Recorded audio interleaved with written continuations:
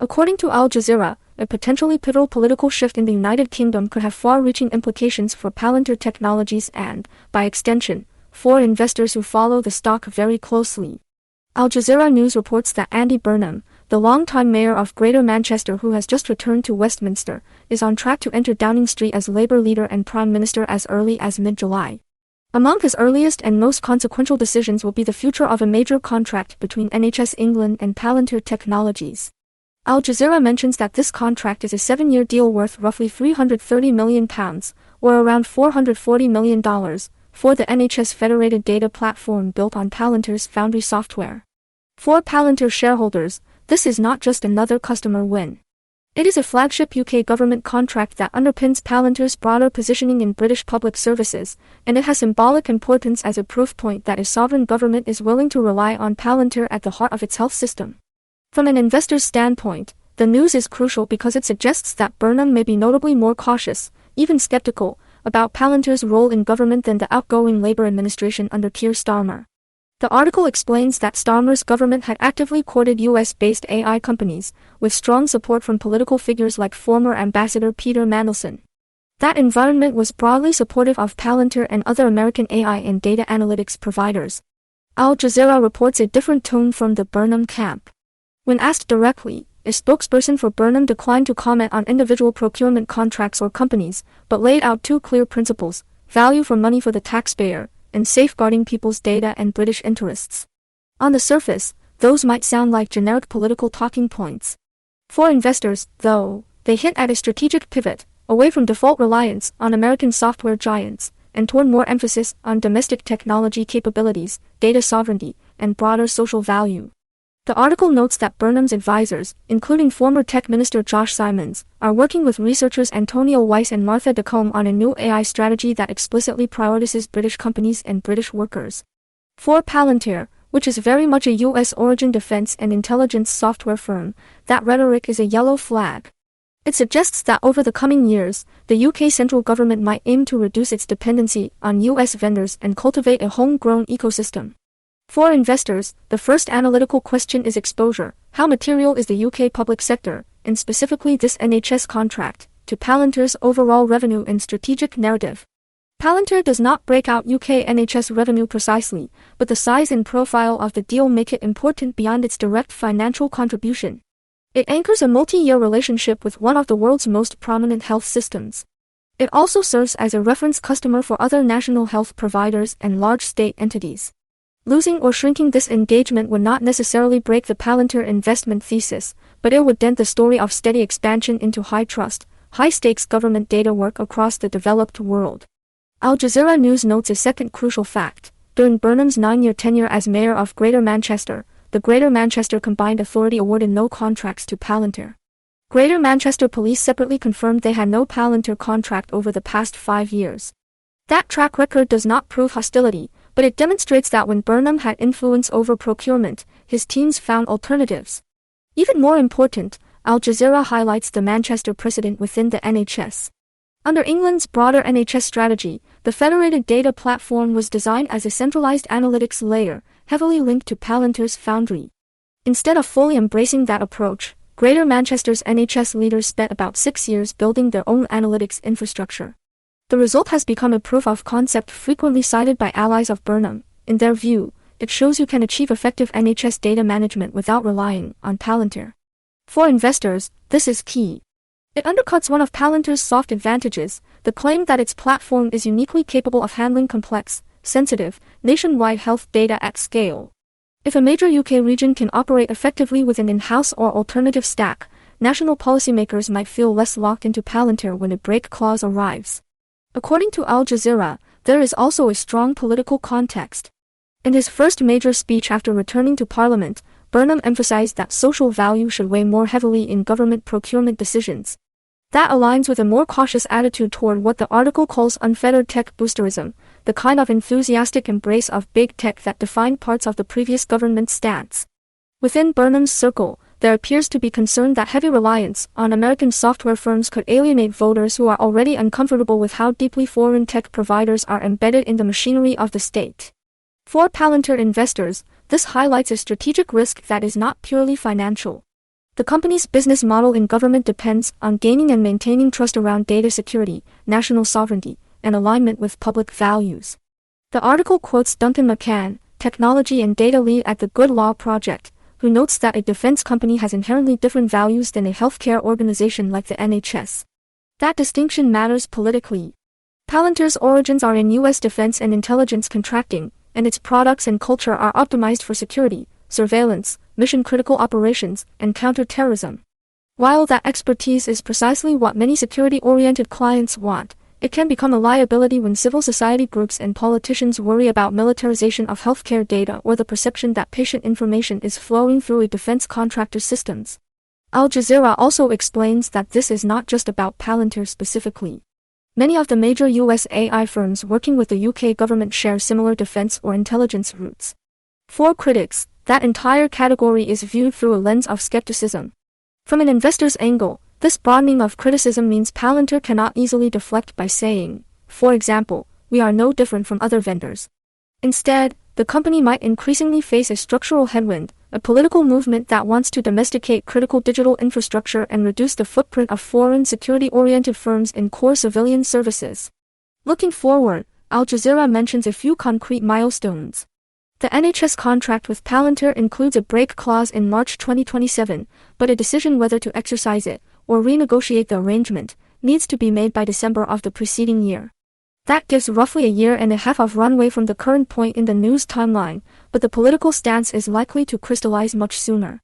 Burnham is expected in Downing Street later this month. Once there, his government will have to decide whether to maintain the current trajectory with Palantir in the NHS or to chart a path toward phasing out or substantially curbing that reliance. For Palantir shareholders, several scenarios are worth thinking through. First, a continuity scenario. Burnham could ultimately conclude that the practical risks, costs, and disruption of dismantling the Federated Data Platform are too high in the short term, particularly when the NHS faces acute operational pressures. Under this outcome, the contract may continue substantially unchanged for several more years, though perhaps with stronger oversight, transparency conditions, or commitments on data localization. In that case, market fears prompted by political rhetoric could overshoot the actual risk, creating temporary volatility in PLTR shares without a major long-term revenue hit. Second, a gradual transition scenario. Burnham's government might begin preparing for a post-Palantir environment by boosting funding for domestic alternatives, open-source tools, or regionally developed data platforms akin to the Greater Manchester model. Over time, workloads could be rebalanced, and the NHS might avoid fully renewing under the same structure. In this case, Palantir would face a slow erosion of its UK healthcare footprint. This would matter to investors less because of immediate revenue loss and more because it would signal to other countries that high-profile exits are politically and technically possible. Third, a decisive pivot scenario. If the administration moves quickly, citing security, sovereignty, or value for money concerns, they could significantly reduce the scope of Palantir's involvement even ahead of the break clause. That could involve limiting use of Palantir products to narrower, clearly defined use cases, or capping new deployments, while promoting competing providers. This kind of strong policy signal would likely create headline risk, fuel activist campaigns in other jurisdictions, and challenge Palantir's global public sector growth narrative. The article also draws attention to a parallel legal and political struggle in London.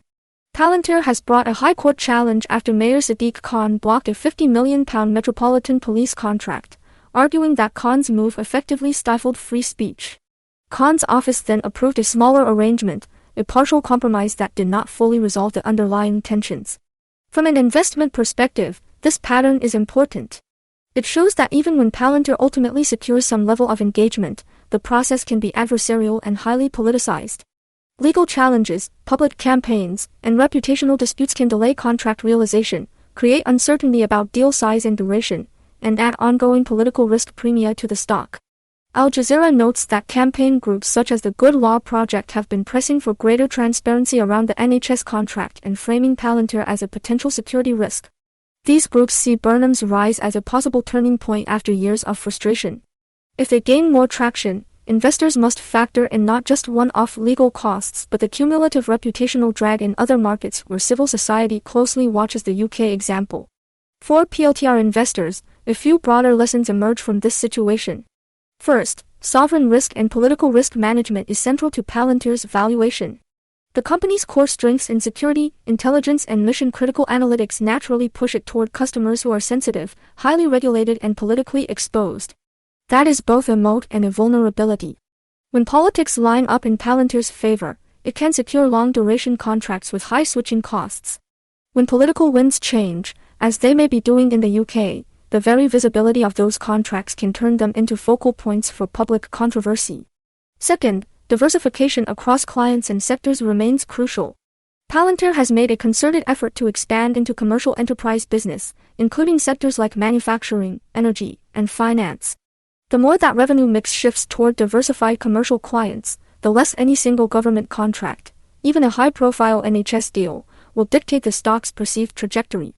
Investors should watch management commentary and upcoming earnings calls for explicit discussion of UK exposure, healthcare pipeline diversification, and replacement growth in other regions.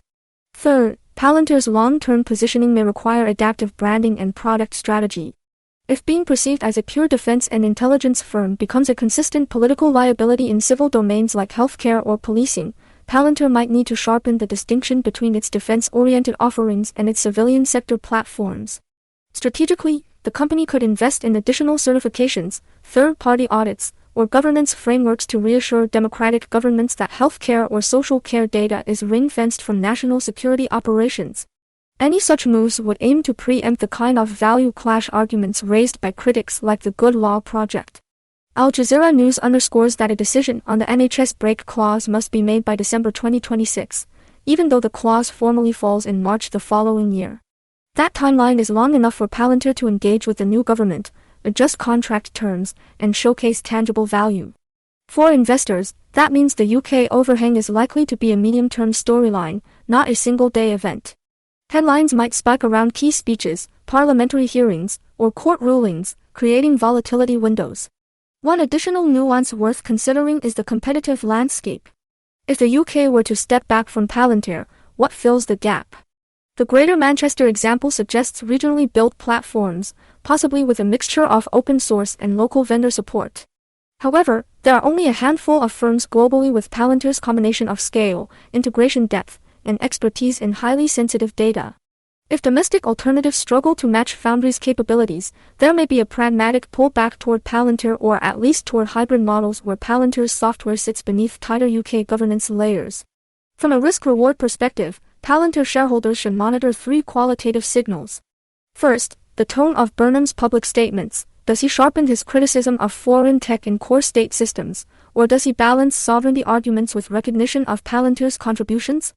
Second, the specifics of any new AI or procurement framework. Do new rules quietly favor domestic providers through scoring systems, data location mandates, or security classifications that implicitly disadvantage U.S. defense origin firms?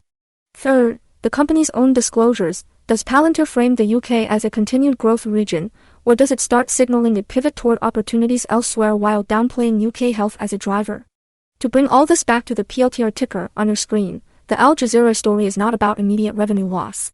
It is about the durability of Palantir's political license to operate in a major allied democracy's healthcare and policing systems.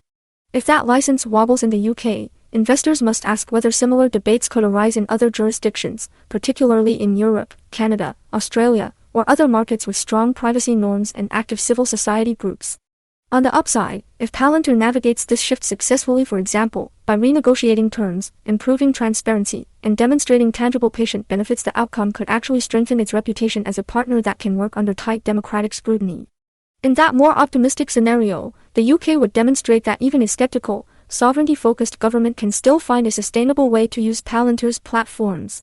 On the downside, a clear political decision to phase Palantir out of the NHS or sharply curtail its role in policing could embolden critics elsewhere and weigh on the valuation multiple that markets are willing to assign to Palantir's government business. According to Al Jazeera, Burnham is expected to enter Downing Street later this month and will then move toward a decision that could define not only Palantir's future in Britain's health service but also its broader role across the UK public sector. For anyone following PLTR, this is a storyline to track carefully as part of your overall view on the company's risk profile and long-term growth prospects. Thank you for listening to this episode. If you found this analysis useful, consider subscribing so you do not miss future deep dives into market-moving stories.